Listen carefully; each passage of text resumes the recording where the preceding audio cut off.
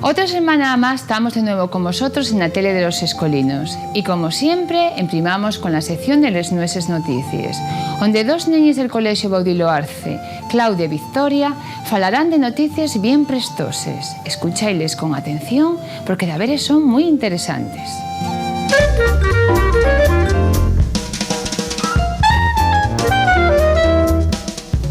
Buenas tardes, niños y neñas. Hoy venimos Victoria y Claudia con muchas noticias interesantes. Yo no quiero ser ave de mal agüero, pero estoy un poco preocupada. ¿Preocupada? ¿Por qué, ne? Parece mentira que me lo entrugues si ya estuviéramos falando de ello, por el cambio climático. Según un estudio fecho en la Universidad de Oxford, en el que participaron más de 150 países, aunque no tienen en ta pruebas definitivas, ya saben que en los próximos 100 años reduciránse las lluvias y habrá más calor. Vamos, que nunca llovía a gusto de todos, pero ahora habrá menos lluvias que nunca. Pues mira qué bien, en vez de ir a veranear al sur, vendrán todos pa' Asturias. Aunque espero que sea igual de verde que ahora. Por suerte, Asturias y la comunidad junto a Cantabria y Galicia que van a conservarse verdes. No hay peligro de sequía, pero en un dieto bueno, según dicen de algunos científicos, la temperatura podrá subir hasta 5 grados y, por ejemplo, serán frecuentes las inundaciones en Xixón y Villaviciosa. Además, va a subir el nivel marítimo, lo que provocará la pérdida de muchas playas. De todo esto eso ya es un desastre. Además, el Ártico está perdiendo xelo. Y si las cosas no cambian, en el 2060 quedarás sin una gota xelo. Esta situación pondrá en peligro a los osos polares, las foques y otras formas de fauna y flora. Además, aumentarán los furacanes y otros fenómenos naturales asemejados. Espero que los investigadores se equivoquen, como se equivocaron cuando dijeron que Plutón ya era un planeta. ¿Pero qué? ¿Que Plutón ahora no es un planeta? Oye, ¿y por qué? Porque ya es muy pequeño. ¡Qué pena! Y era el único planeta descubierto por un astrónomo de los Estados Unidos. Mira que rebaixa la planetina nanín, precisamente en estos tiempos que Norteamérica va de imperio imperial. Bus debe estar echando chispes. Lo que dice mi abuela, no te puedes fiar de los estudiosos. Un día dicen una cosa, otro día otra, forman un maturicio muy grande. Siempre va a quedarnos Titán para ir de vacaciones, si la mayoría de las playas desaparecen. ¿Titán? ¿Qué es eso? Y el satélite más grande de Saturno. Y el único lugar a no ser la Tierra del sistema solar donde llueve y existen ríos y mares. Eso sí, por ahora no se puede beber el líquido, porque es de metano o también de etano. Ah, poco podía sospechar Alfonso II que el progreso acabaría con casi todo. Pero vas a decirme ahora que Alfonso II tiene relación con ese titán. Ah, claro, con lo que prestaba Alfonso II de ir de vacaciones a ese satélite, debía aprovechar y en forma el viaje. Anda, guapina, parece que no tienes dos dedos de frente. No, val más que no te metas en camisa de 11 bares que no sabes la misa la mitad. No, mujer, que no una tocheci. ¿Cómo iba a ir ese rey a veranear a Titán? El Provin ni lo conocía. No, lo que no se pasaba por la cabeza ese rey y era concesiólos después de mandar construir esa iglesia tan guapina, San Julián de los Praos, tuviera peligro, sobre todo al tráfico rodado. Si vas a la fachada principal de la iglesia, pues notarse cómo vibra el suelo a los nuestros pies debido a los coches. Hay muchos monumentos abandonados en Asturias, desde los restos del Neolítico hasta la desaparición de la cultura material.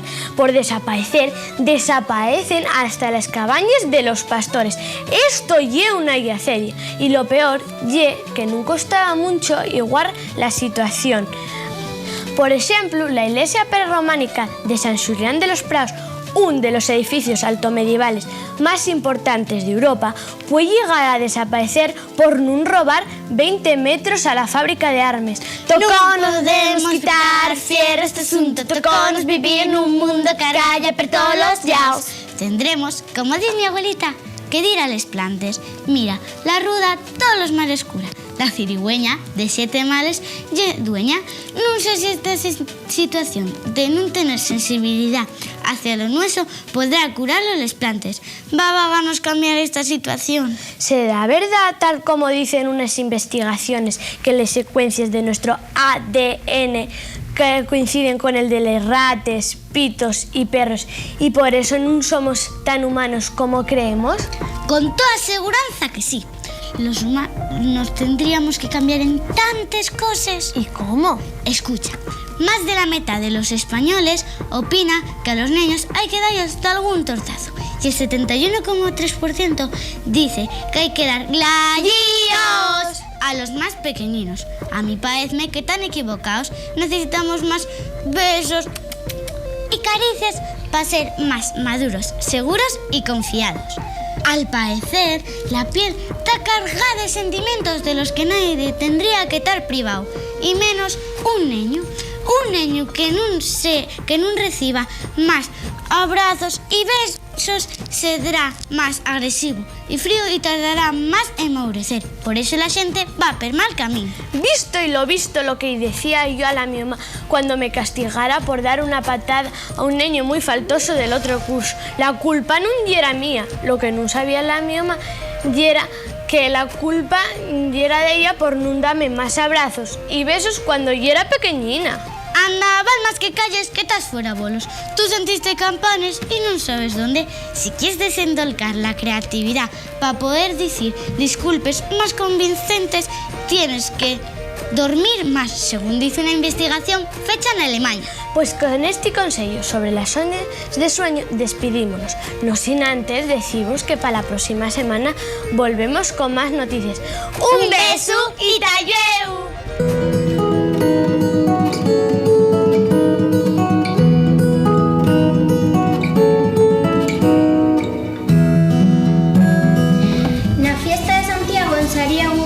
Hay un concurso muy famoso, ¿cuál? El Rural Prix, el Gran Prix. Un concurso. Bueno, ahora pusieron el Gran Prix, me parece que ya era debe ser de ese. El de este hombre, el Gran Prix. El de Gran Prix. El concurso, concurso, no sé qué concurso puede haber así que hay aquí, que el concurso de la sidra que lo hacen aquí detrás, o el concurso de cortar troncos que también lo hacen. Uy, el Gran Prix. ¿Qué famoso poeta saregano nació en Valvidares?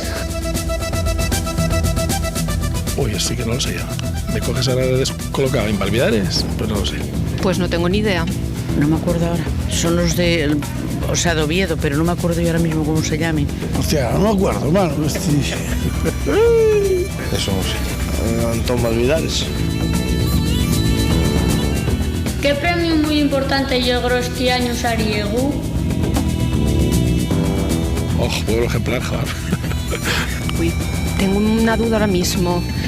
¿Príncipe de Asturias será? A mí la del príncipe, el venir el pueblo ejemplar, lo del príncipe, claro. A ver si bien, a ver si llega. El del pueblo ejemplar. El pueblo ejemplar del... Hombre, el príncipe de Asturias, que hay 3 años que andamos tras de él. El pueblo ejemplar. El pueblo ejemplar. Y güey, en la sección de Les Entrugues escucharemos por última vez las respuestas que nos harán delles personas de Sariego sobre el seu concello. De alguna xente non se acordaba del nome del concurso que lle moi famoso en el concello saregano, el Rural Prix, y nel fáense xogos tradicionales asturianos y también de habilidad. De todo esto casi nadie acertó con lo del poeta de Valvidares. De algún porque non se acordaba, otros porque non lo sabía. Eso sí, justificándolo de que de eso va tiempo. Muchos quedaron sorprendidos que les intrigáramos qué premio importante lograra este año Sariego, aunque de ellos nada más decían Premio Príncipe de Asturias y escaencíanse os decir que ya el premio al pueblo ejemplar de este año. E eu, en tiempo de recreo, vamos disfrutar a esgalla col grupo Rosidera, onde los escolinos de la Escuela Llerón Clarín interpretarán de algún cantar. Y a lo cabero falaremos con el escritor Miguel Solís Santos, un de los escritores ganadores del concurso Lectures Parrapazos, promocionado por la Academia de la Lingua.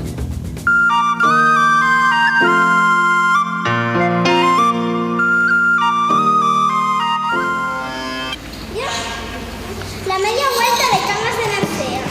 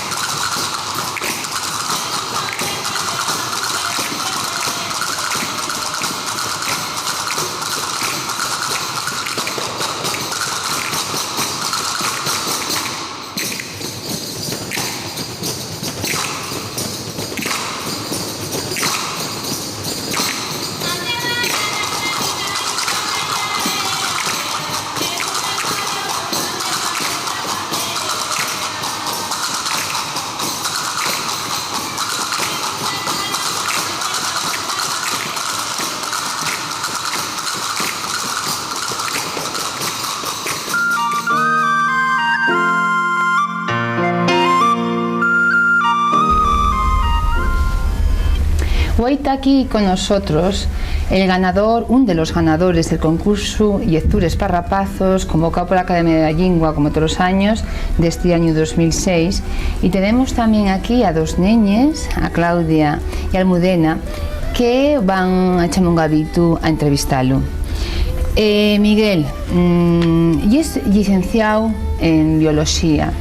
¿Crees que, bueno, pues la tu especialidad, tu profesión, o por lo menos tus estudios, influyó algo a la hora de escribir? Bueno, no, yo creo que la persona hay que entenderla sin compartimentaciones, y es decir, soy biólogo, pero también soy escritor, también soy pintor y también soy un montón de cosas más, ¿no?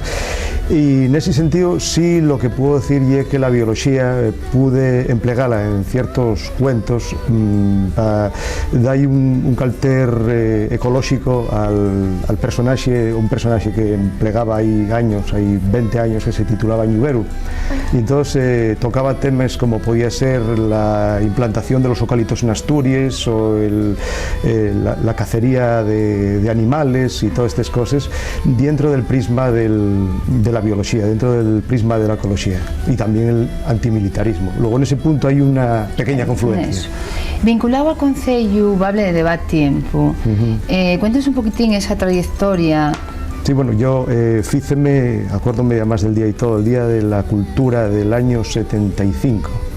Ahí fíceme de Concello Bable y después fui uno de los fundadores de Concello Bable en Avilés, que intentamos puxar dentro de lo que era el complexo de Concello Bable para la afianzación de la lengua asturiana, para intentar algamar en una academia que tuviera una referencia social y política dentro de lo que era Asturias, además de cultural.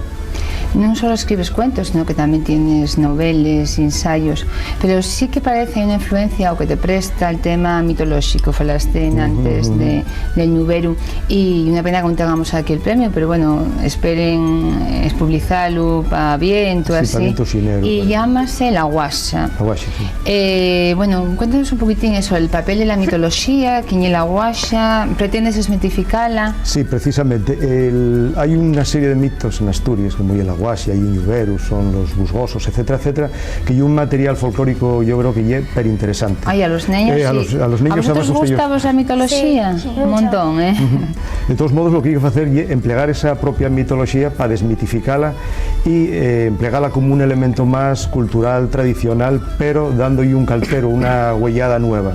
Entonces, en este sentido, la guaxia, el tema de la guaxia, y una rapacina que un día no va a clase porque está enferma y entruga a la ma, ya que tiene tiempo, que le explique un poco qué es eso de la guaxia. Y la ma tama contai el cuento el tradicional de esta bruxa que bebía ellos la sangre a los rapacinos y estos se enculleraban, etcétera, etcétera. Y entonces la guaja, un poco preocupada, dice, ¿y la guaxa existe? Y entonces ahí es donde aproveches para decir, no, y lo que es la superstición, que hay que tenerla dentro de lo que es un cuento, pero en jamás integrarla dentro de lo que es la vida, ¿no? Que eso son cosas que ya del pasado. Para escribir para niños hay que ser de alguna manera un poco niño, tener los huellos de niño, el corazón de niño. Sí, bueno, eso es una cosa interesante, importante, ¿no? Yo creo que todo el mundo tiene un guaje dentro, un niño dentro. Yo lo que escribo ahora, muchas de esas cosas, y es lo que pude escribir hay años, incluso cuando yo era rapacín, dentro de lo que es el prisma de la visión, de la huellada de un rapacín. En aquel momento no podías escribirlo, a lo mejor faltaba, yo qué sé, o conocimiento literario, conocimiento dibujístico, lo que fuera, y ahora, después de tantos años, dices, coño, aquello que yo quería saber, que me interesaría, puedo intentar contarlo ahora. Entonces veslo dentro de otro prisma que de todos modos y la propia infancia lo que está saliendo por los poros. Están publicándose muchos libros para niños y casi la literatura, donde hay más libros que se van publicando a lo largo de estos años. ¿Cómo ves el momento de la literatura infantil? Bueno, yo creo que hay un momento muy interesante y hay un exposible grande. También hay que tener en cuenta que la escolarización cada vegada y es mayor.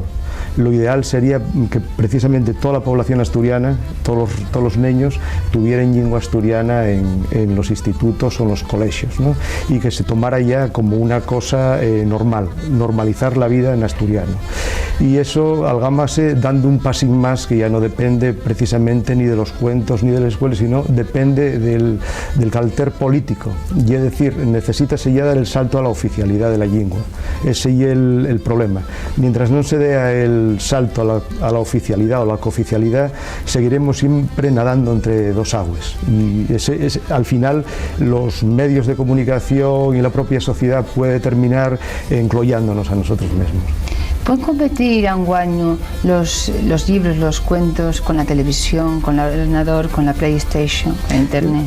Yo creo que sí, yo creo que el libro es una cosa que no puede morrer nunca. Acuérdome que hay años cuando entamó la informática y la cuestión de los ordenadores, estuve hablando con un señor que decía, esto va a ser la tumba de los libros. Digo, no, esto aunque vengan en pantalla los libros, un libro jamás puede ser suplantado por una pantalla de ordenador. El ordenador es una herramienta muy interesante y desde luego es un gran invento. Lo que no tiene es que pisar un poco el terreno que tiene la literatura impresa, lo que son los libros. Necesitamos averar los personajes y los temas pues a la actualidad, y es decir, tenemos una tradición oral muy grande y siempre se contó cuentos que quizás a lo mejor ahora no se cuente, pero quizás tenemos que cambiar ese discurso. Sí, yo creo que hay también una cosa interesantísima, cambiar el discurso. No hay que esquecer que aunque el asturiano donde mejor hasta el momento, o uno de los sitios donde mejor tuvo arrequexado fue precisamente en los biótopos rurales, pero hay que comentar que anguaño Asturias es una ciudad y una megalópolis, son 800.000 habitantes del millón y poco que tenemos, viven en ciudades. Por lo tanto, el discurso ruralista es peligroso porque puede precisamente autoexaverarse la propia lengua. Lo que hay que hacer es incardinarla dentro de lo que es la sociedad normal. O sea, que se vea dentro de esas escuelas que el asturiano sirve para qué, no solo para hablar de cosas rurales que también están muy bien. Tú eres un escritor muy premiado, Josefa. ¿Cuántas veces dijiste que...? Ganélo 4 veces. 4 veces. ¿Cuál es el secreto para atraer la atención, bueno, no tanto de la crítica, sino más de los niños, para que un cuento pues sea sugerente, sea prestoso, tengan ganas de ir con ese libro para la cama todos los días los niños? ¿Tú crees que hay un secreto, hay una receta? Yo creo que es más bien que un secreto y un misterio, ¿no? Porque a lo mejor un libro que intentes escribir, a mitad dices, bueno, déxelo y voy a entamar otro que me apetece más en este momento. Los ingredientes son, a veces, desconocidos por el propio escritor, y al final atópase con una obra pues más o menos interesante o una obra más o menos mala, y un misterio. Bueno, pues tenemos aquí estos dos neñes que están aguando por facerte unos entruguines. Claudia, entama tu vida. ¿Gustaba leer de pequeño? Siempre me prestó a leer, sí. Era pequeñín, leía todo tipo de literatura infantil. Almudena. ¿Cuándo entamaste a escribir libros? Bueno, entamé a escribir libros en asturiano en el 82, en 1982, la prehistoria de él. Que lleva tiempo. Bueno, el primer relato fícelo en el 77, pero después ya es publicaciones más o menos. Y además estos relatos en Ñubrero y tal, a veces era con poco más que había, pues un material muy prestoso para los maestros que en aquel momento entamaron con las escuelas. Yo acuérdame de las escuelas de llegar y ver el Ñubrero y La Paz, el Ñubrero. O sea, era un material que no sé si lo hiciste tanto para las escuelas o en plan didáctico simplemente, pero sí que era muy empleado por los maestros. Bueno, eran temas que interesaban, y por medio del filo conductor del Ñubrero, que era el nombre que tenía yo de guerra en hilo tempore, pues quería llevar problemas que tenía la sociedad, entonces, como ya era el militarismo o el ecologismo, llevarlo a un personaje que fuese afallaizo para la lectura de los rapacinos. ¿Claudia? ¿Qué te presta más, escribir para niños o para adultos? Pues ya te dije antes que yo tenía un guaje dentro, pero por fuera soy un poco más viejo, entonces préstanme las dos cosas. Hay que ir compaginando las dos cosas. De los dos libros, ¿cuál me recomendarías? Pues voy a hacerte yo la pregunta. Prestaríame que los mirares y que los leyeres todos y después que me dijeres a mí cuál era el que más te prestaba. Desde luego lo de mitología, lo de la guasa y de los ñuberos, a que sí que vos eso tenéis ahí asegurado. ¿Claudia? ¿Qué especialidad tienes que tener para escribir libros? Especialidad, ya te dije, yo soy biólogo, pero la especialidad y lo que vas dependiendo por la vida, ¿no? O sea, la persona y un complejo integral que tiene muchas salidas y tiene muchos registros. ¿Un niño puede ser escritor? Hombre, claro. ¿Tú no escribes? Yo sí, claro. Pues entonces ya respondiste tú misma. Ya para final, ¿va de algo catalogar bueno, pues los géneros literarios? Es decir, ¿puede haber libros que puedan ser leídos por los adultos y también para los niños? ¿O esa clasificación? Bueno, esa clasificación hay que hacerlo un poco más permeable, porque hay cosas que pueden leer los niños y entenderles, y hay otras cosas que, aunque físicamente pueden entenderles, pueden interesarles. Los guajes tienen un mundo distinto un poco a lo que es el mundo, no voy a decir real, sino el mundo adulto, que a veces es un poco aburrido. Eso también es verdad. Bueno, pues entonces tendremos para viento el libro La Guasa, se llama, el nuevo libro ganador del premio Lectures Parrapazos de la Academia de la Lengua. Estamos seguros de que va a ser un éxito y bueno, pues muchas gracias por estar aquí con nosotros, güey. Gracias a vosotros, a vosotros. Y vosotros ya sabéis que tenéis una cita en la tele de los escolinos los miércoles y los sábados. No faltéis.